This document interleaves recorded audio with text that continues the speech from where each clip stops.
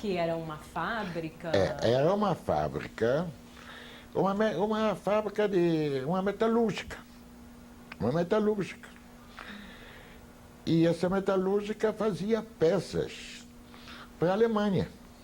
Fazia peças para a Alemanha. Eu não sei que tipo de peças eram. Se era armamento, se eram mais outras coisas. Eu sei que eu estava trabalhando lá como torneiro, que eu toda a vida eu só fazia uma peça só. Uma peça só. Fazia só parafusos. Era aquelas torno, já está preparado para fazer o parafuso desse tamanho. Ele passou, acabou, ficou pronto o parafuso. Passou, acabou, ficou pronto o parafuso.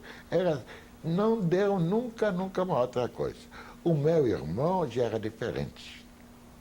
O meu irmão já entendia muito mais que eu.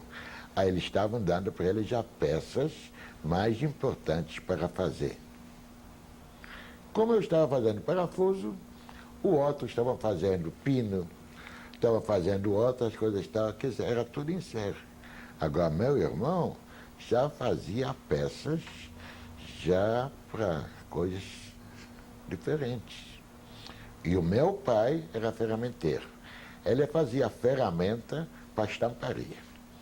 Vamos dizer, uma colher. Uma colher. Uma colher, você vê ela, e aqui tem um cabo. Você bota uma chapa dentro, aperta o pé, a colher sai pronta. Meu pai fazia a ferramenta para ser essa colher. Tanto a colher como garfo, essas coisas. E tinha alguma organização interna? Você podia mudar de profissão? Não, lá dentro dentro da fábrica, também tinha chefes, tudo isso, mas não mudava não, desde que a gente fazia bem as peças, tudinho.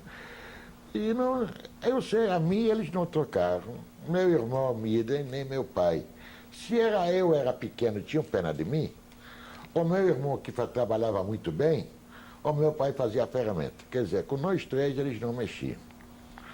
Agora, se tinha chefes lá, tinha. Eu me lembro que o meu chefe, se chamava, até me lembro, agora que me entrou na memória, se chamava Puttermann. Puttermann. É como se fosse manteiga em alemão, é Putter. Quer dizer, traduzir, é homem de manteiga. Puttermann. Trabalhava muito bem. Aí ele tinha um hobby, ele era um torneiro muito bom. Aí ele fazia muita coisa lá, tinha do lado também, tinha limões e tudo isso. Aí ele fazia cachimbo. Aí ele fazia aquelas piteiras, tudo em osso, tão bonitinhas, e ele estava dando para os alemães. Era um torneiro fora de série, era chefe. E ele fazia sempre aquelas piteiras para pegar. Naquele tempo não tinha cigarro de filtro, como hoje. Era cigarro sem filtro. Aí botava cigarro dentro da piteira e fumava aquele cigarro. E ele fazia aquelas piteiras. É um serviço muito bonito, com filtro lá dentro, tudinho. Era um profissional de mão cheia. Isso também eu não sei fazer. Só sabia fazer os parafusos. Você tinha alguma boa relação com ele? Sim, eu não sei. Eu nunca tive discussão. Não me falaram nada. Eu não sei porque eu era pequeno. E eles tinham pena de mim, entendeu? Mas tudo que precisava, eu era igual um mosquito, entendeu? Ele precisava de alguma coisa, eu daqui já ia para lá, já fazia tudo, já me mexia em tudo lá. Às vezes você me encontrava dentro, isso no gueto, lá no metal, porque na Alemanha você tinha que ficar perto daquela máquina. Mas lá no metal, eu ficava dessa máquina, daqui a pouco já estava lá no outro lado, daqui a pouco já estava outro lado. Eu rodava assim, entendeu? Era um mosquito lá dentro. Você sentia que tinha alguma proteção por ser criança? Não me entrou essa coisa na cabeça, não. Agora, depois da idade, depois de velhice, eu estou raciocinando, digo, devia ser porque eu era pequeno, menor, alguma coisa assim. Tinham outras crianças no gueto? Tinha. No gueto tinha. E assim, você tinha algum contato com elas? Trabalhavam contigo? Estavam trabalhando, mesma coisa. Estavam trabalhando. Tinha, tinha. Você chegava a brincar, ter alguma atividade assim, junto com as crianças? Não, brincar, atividade a gente não tinha. A nossa atividade era só trabalho e procurar comida para comer. Isso que era atividade. Como tem aqui, para jogar futebol, basquete e tal. A única coisa, eu me lembro que eu joguei alguma vez lá, foi ping-pong, que tinha uma mesa de ping-pong, aí eu joguei ping-pong. Só isso. Mas o resto, não sabia. Em termos de festividade judaica, tinha alguma coisa? Que eu saiba, não.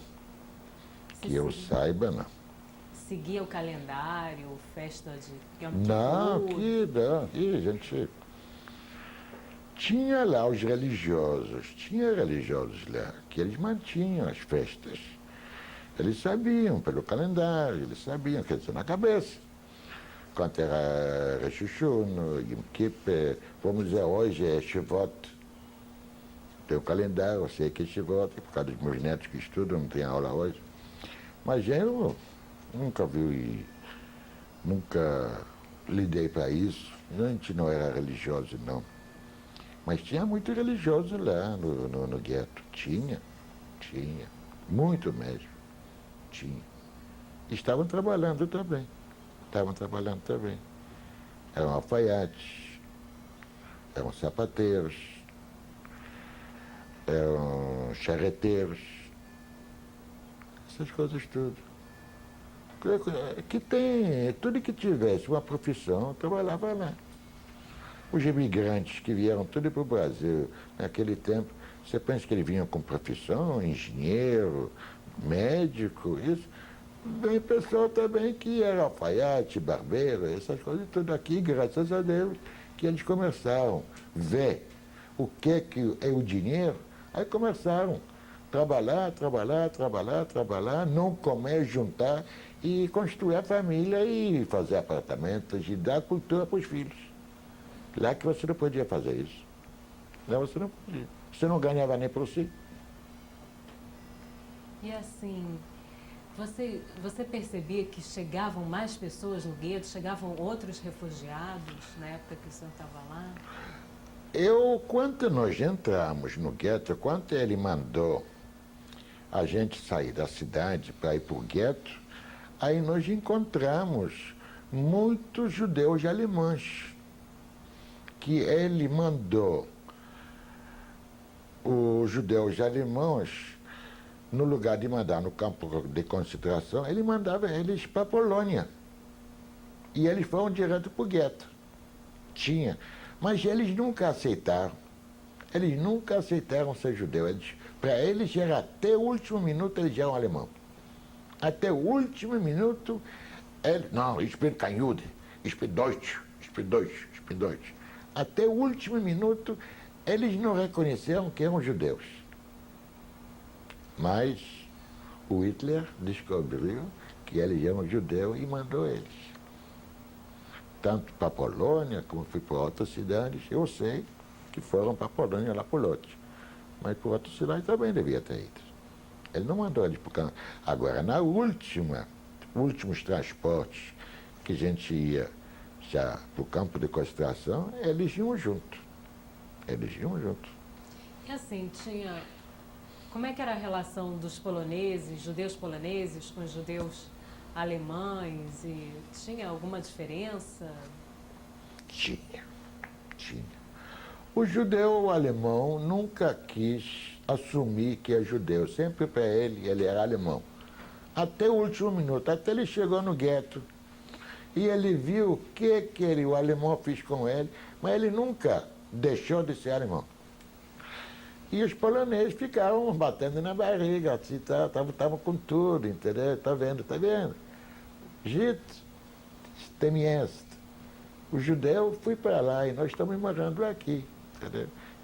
A satisfação deles era que o judeu está sofrendo.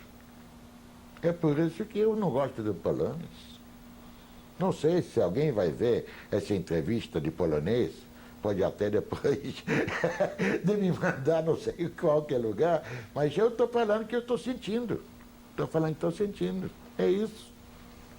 Mesma coisa, uma criança pequena é melhor testemunha no júri, porque a criança pequena não sabe mentir, não sabe dizer o que é. A mesma coisa sou eu agora.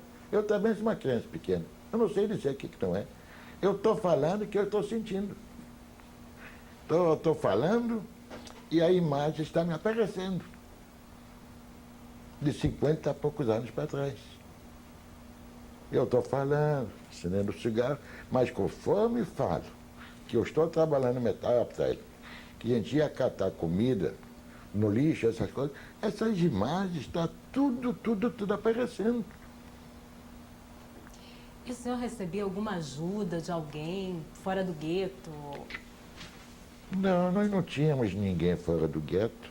A única pessoa que nós tínhamos fora, que eu soube até depois de guerra, que eu tinha, quando eu cheguei, encontrei ela viva, mas agora não, já morreu, uma tia no Brasil. Isso soube depois da guerra. E uma tia que vivia na Dinamarca. Fora disso, não tinha ninguém. E assim, como o senhor começou a saber das deportações que eram feitas para o campo de concentração? Como é que... Quando nós chegamos no campo de concentração, a gente sabia que tinha campo de concentração lá. Até chegar em Birkenau, a gente não sabia de campo de concentração. Mas saíam pessoas do gueto antes do senhor ser deportado? Sim. Outras pessoas? Saíam, mas nunca mais nós tínhamos contato com eles. Eles saíam do gueto, porque o gueto começou, os transportes. O alemão entrava lá dentro e fazia aquele pogroms, e ele pegava a gente, botava nos vagões, quer dizer, forçado. Nós ficamos lá, porque nós estávamos trabalhando, e nós ficamos lá até o último transporte, quando ia acabar o gueto. Parece que foi um mês antes de acabar o gueto, uma coisa até, antes de Runkovski também ser exportado para lá. E nós fomos no trem de transporte lá. Mas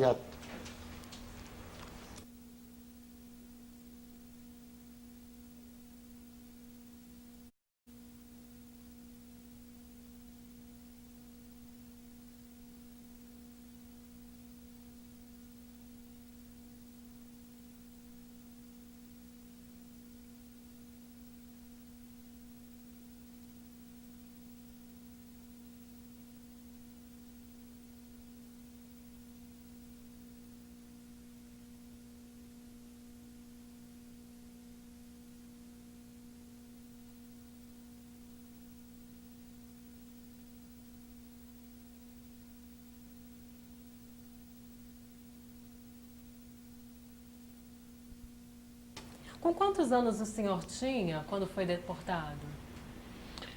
eu devia ter, contei com 13 anos mais ou menos. 13 anos, entre 13 anos. Havia alguma seleção para essa deportação? Não, a seleção não tinha. Eles mandaram todo mundo nesse transporte, inclusive mandaram levar tudo junto que a gente tinha dentro de casa. A propaganda deles era tão alta, tão forte, que não deixaram transparecer que a gente ia num campo de forçado. Eles estavam mandando a gente, a propaganda deles, que a gente vai no outro lugar, que a gente vai ficar com a família toda, mesma coisa que nós estamos no gueto. Até melhor, porque ele diz, olha aqui, abre as janelas, de noite vocês vão ver como estão caindo as bombas, os canhões bombardeando, a Rússia está avançando. E quando a Rússia vai entrar aqui, vai ser muito pior que vocês têm aqui, porque o russo mata o judeu. O russo mata. Aí nós fomos para lá, tudo que nós tínhamos, até chegar na estação do trem. Chegamos na estação.